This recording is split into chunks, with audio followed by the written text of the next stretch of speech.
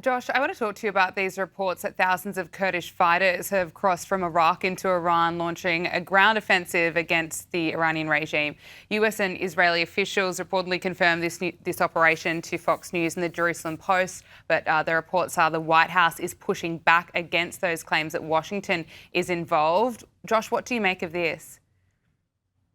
So it depends what the actual goal is here. If the goal is simply to deliver a massive blow to the mullahs there and try to settle for some lesser mullah, someone who can basically be blackmailed and bought off and basically say, oh, we can blow you out of the skies unless you do our bidding there. If that's the goal, then perhaps this isn't necessary. But if the goal is to genuinely enable the Iranian people, to give them a fighting chance, I'm not saying it's going to happen, but at least give them a fighting chance to topple this most dictatorial and tyrannical of theocratic Islamist regimes, then you're going to have to do things like this. There's no shortage of weapons inside the country of Iran. The problem is that the folks who are not in the regime, who are not in the Islamic Revolutionary Guard Corps, for instance, don't have access to those weapons. The Kurds, for decades now, have been some of the best positioned folks to fight against, frankly, not just the Iranians, actually, but a lot of the other problematic actors in the region. The Kurds were well positioned during the ISIS campaign about a decade ago to do damage against ISIS,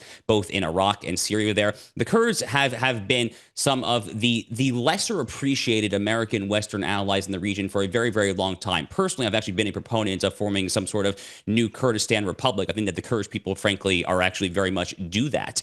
So I think, again, details at this very early stage are a little hazy there. But, and admittedly, I'll be the first to admit, Gabriella, the CIA doesn't always have the most spotless track record when it comes to arming insurgent groups. There was the infamous arming of the Mujahideen, back in Afghanistan during the Soviet occupation, back during the Reagan era. So we've messed this up in the past there. But the notion that the Kurds should be in a position to deliver some sort of damage to the Iran regime is a longstanding belief of a lot of very, very smart people in American foreign policy. And to me, it actually does make a lot of sense. Nick, can I get your thoughts?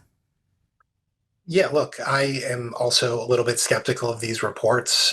That being said, the Kurdish people have been a great partner of the United States, both in Iraq and in Syria. And insofar as this is, destabilizing the Iranian government and forcing the Iranian Revolutionary Guard Corps to have to worry about their border with Iraq, I think it makes a ton of sense. And if I was a Kurd, I would want to go back to Iran and make sure that the Kurdish people were protected from reprisals against the Tehran regime. But I do think we have to be cautious about, balkanizing Iran and recognize that, the Kurdish question is a really potentially troublesome one with some of our other American partners and allies in the region. But that being said, I think it's all hands on deck to topple the regime in Tehran, and the Kurds are a great partner for us.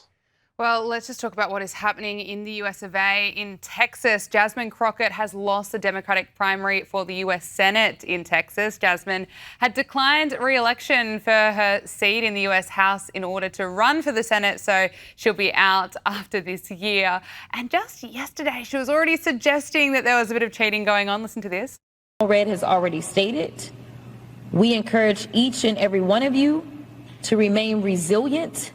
We cannot allow this type of behavior to be rewarded, because so long as they know that they can win, even if it means cheating, then they will continue to do it. So I am asking you, I am begging you to make sure that you go ahead and figure out where it is that you are supposed to vote, stand in line, wait in line. She has conceded defeat now to James Tallarico. But Josh, what a shock and surprise that Kamala Harris's endorsement didn't help her.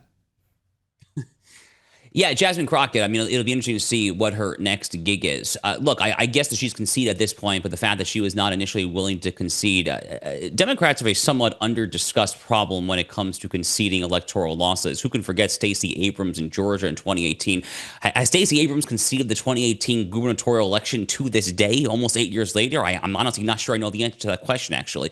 Frankly, back in 2016, a lot of people forget Hillary Clinton was not particularly quick to concede the election to Donald Trump as well. Back in in 2004, there were plenty of Democrats actually who refused to vote to certify the Electoral College victory for George W. Bush. You know, Donald Trump in 2020 and January 6th, all this dominates the narrative here in the United States when it comes to quote unquote election denial. But there's a lot of high-ranking Democrats who have a very long and inglorious track record of doing exactly that. This Texas Senate race, by the way, is going to be a fascinating one to watch. Republicans are going to have their upcoming Senate runoff between Ken Paxton and John Cornyn to go up against this guy who's being billed as the woke Billy Graham, this nominal would-be Christian who says a lot of very, very far left things in the guise of Christianity there. So we'll see if it plays out for them. But you know, unfortunately for Republicans, I do think that the woke Billy Graham Tallarico probably has at least a slightly better chance of victory than the utter nincompoop Jasmine Crockett, if I had to guess.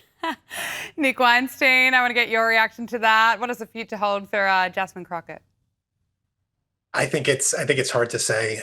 Certainly, I can understand why she would be conspiratorial after the National Democrats spent, I think, upwards of $25 million to defeat her with a milquetoast candidate who I think come November is going to lose by 8 or 9 points to either Ken Paxton or Senator Cornyn. But this is just the Democratic Party as it exists today, right? The only factor that the National Democrats care about right now is, how effective are you going to be electorally in defeating President Trump? And quite frankly, their track record with Hillary Clinton, Joe Biden has not been the strongest. And, maybe they will be ruining the day in November that they sent Jasmine Crockett packing.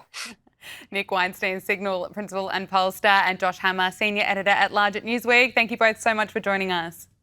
Thank you, Gabriella.